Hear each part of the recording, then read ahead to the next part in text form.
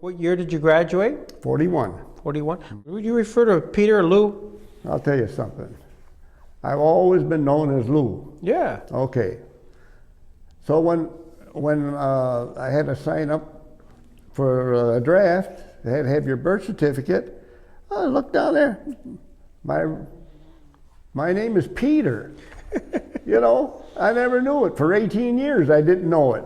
So I had to switch my name to Peter, and Louis was my second name. So I went by Lou because everybody knew me as Lou. December 7th, 1941,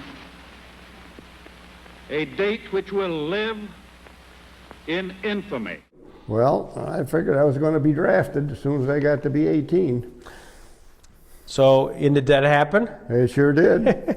I was 18 in December 17th, and 43, and down in Camp McCall in March or April of 44. So I was sent to the 139th Airborne Engineers. Mm-hmm. So I was in the engineer group.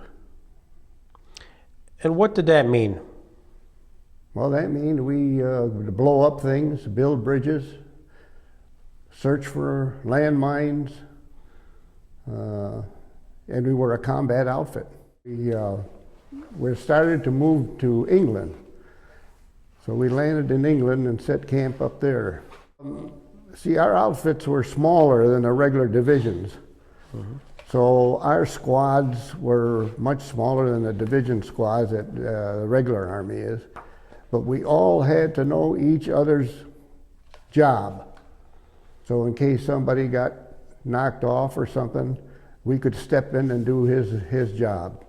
So everybody had to learn demolition and searching for mines and building bridges and all the things the engineers have to do. Then the Battle of the Bulge broke out. Mm-hmm.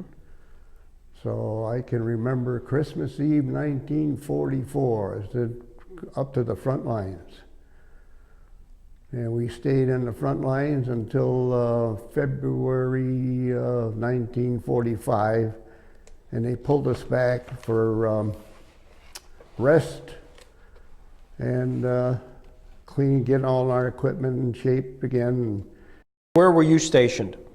Well, we were stationed out in the boondocks or somewhere on the hill.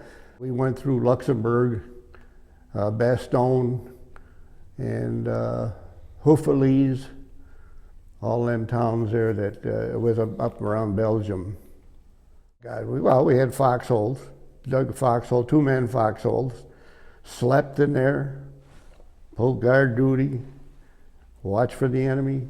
We were set up on this hill, and they told us no retreat. This is it. You could hear firing here and there, you know, and artillery coming in, but you really don't know what's going on.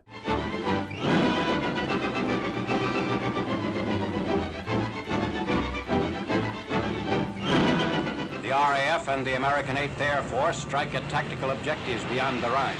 March 24th, 1945, we took off from the airfields with the biggest armada of gliders and paratroopers there ever were. British Airborne 6th Division, I think it was. Yeah, they came in with their gliders, and they had big gliders. And they had plywood gliders. We had gliders with aluminum tubing with a paper shellacked over it. They called them the coffins. Airborne coffins. And flew over the Rhine, landed in Wesel, Germany, and from there on we fought our way up to Munster, Germany, and there we pulled occupation duty until the end of the war. Mm-hmm. Tell me about the experience of being in a glider. It's just like shooting ducks. You could hear the old bullets coming through that, pep, pep, pep, pep, pep, you know. Guys were getting hit. Some landed in trees.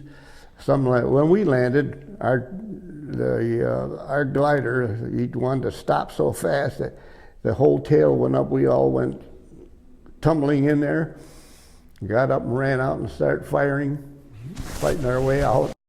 The gliders are ready to be cut loose. At the signal, glider from tow ship, the nylon tow rope is unhitched.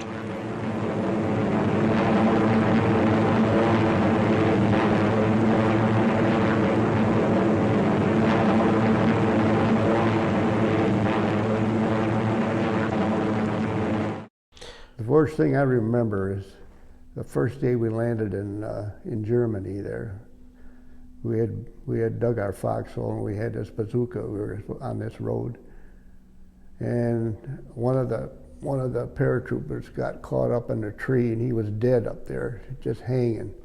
Nobody could get out to go cut him down, you know, and until by the next morning, when things let up a little bit, then somebody came and cut him down. But I always remember that, and I never forget that. Moving out against targets as mapped during the briefing sessions. Assembling squads and forming into fighting units, they spread out behind the Nazi lines. On the first day, the airborne troops capture 6 bridges across the Isel River intact. They seize 4,000 German troops behind their own front lines. And then at that time, I think the 7th Division down south had captured that Remagen Bridge. You remember that? Remagen Bridge, The right? Remagen Bridge, and they were able to get across. So then they were figuring, I think, on having a pincer movement coming in from the north and the south to trap all these Germans in that Ruhr Valley. And so that's when the airborne, they try to put up pontoon boats up in the northern part there, but the Germans, every time they got one up, they would shell it. They couldn't get across the river. So that's where we came in. We flew over the Rhine and landed in Wessel, Germany. And then they pulled us out and we pulled occupation duty in Munster. And then a little while after that, the rest of the outfits went up through and Germany surrendered. That's when they broke up our outfit. So all us young guys were picked out to send back to the States for a 30-day furlough and then go to Japan. And some of the older guys were sent to the Airborne, 82nd Airborne for the parade that they had in Berlin there, or Germany. So we were headed back home on an old tugboat, and we hit a storm. And man, I'm telling you, with 75% of us guys out there were seasick. And then they said, well, the war in Japan was over. Well, I didn't give a damn if the war was over or not. I was sick. When you come back home and probably your mom and dad hadn't seen you for a while, what was the reunion like? Well, we had a little party. Oh yeah, they were glad. My mother did a lot of praying, I'll tell you.